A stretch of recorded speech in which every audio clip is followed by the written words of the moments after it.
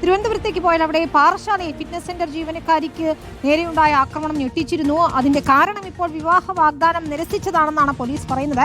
ആക്രമണത്തിൽ പരിക്കേറ്റ കാവ്യ ചികിത്സയിൽ തുടരുന്നു. ആക്രമണത്തിന് ശേഷം അശ്വിൻ വിഷം കഴിച്ച് ആത്മഹത്യക്ക് ശ്രമിക്കുകയും ചെയ്തിട്ടുണ്ട്.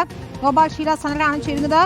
ഗോപാൽ, വിവാഹ വാഗ്ദാനം നിരസിച്ചതാണ് ഇത്തരത്തിൽ ക്രൂരമായ ആക്രമണത്തിന് കാരണമെന്ന് സ്ഥിരീകരിക്കുന്നുണ്ട്. ഇരുവരുടെയും ആരോഗ്യനില എങ്ങനെയാണ്? പോലീസ് പറയുന്ന വിവരങ്ങൾ എന്താണ്?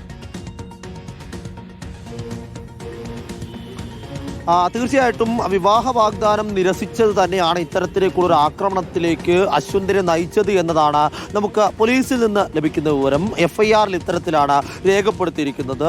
ഇന്ന് രാവിലെ പതിവ് പോലെ മരിയാപുരം സ്വദേശിയായ കാവ്യ ജിം തുറക്കുന്നതിന് വേണ്ടി അവിടെ എത്തുകയായിരുന്നു. ജിമ്മിൽ ട്രെയിനറായി ജോലി ചെയ്യുന്ന ആ കാവ്യയുടെ ഒപ്പം ഈ സമയത്ത് ആരുമില്ല എന്ന് ഉറപ്പുവരുത്തിയതിനു ശേഷമാണ് ഇയാൾ ഉള്ളിലേക്ക് കയറുന്നതും കത്തി ഉപയോഗിച്ച് കഴുത്തിലും തലയിലും നെഞ്ചിലും അടക്കം കുത്തുന്നതും.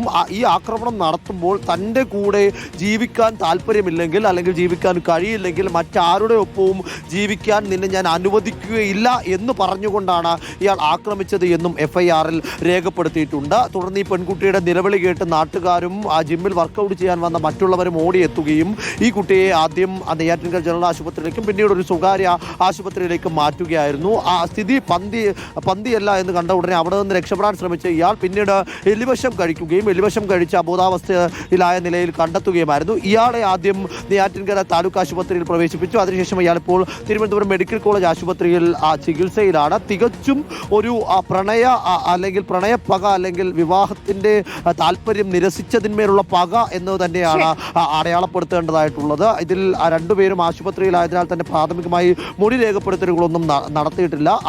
ഇരുവരുടെയും ആരോഗ്യനിലയിൽ പുരോഗതി ഉണ്ടാകുന്നതനുസരിച്ച് അതുമായി ബന്ധപ്പെട്ട തുടർ നടപടികൾ സ്വീകരിക്കുമെന്നാണ് പോലീസ് അറിയിച്ചിരിക്കുന്നത്.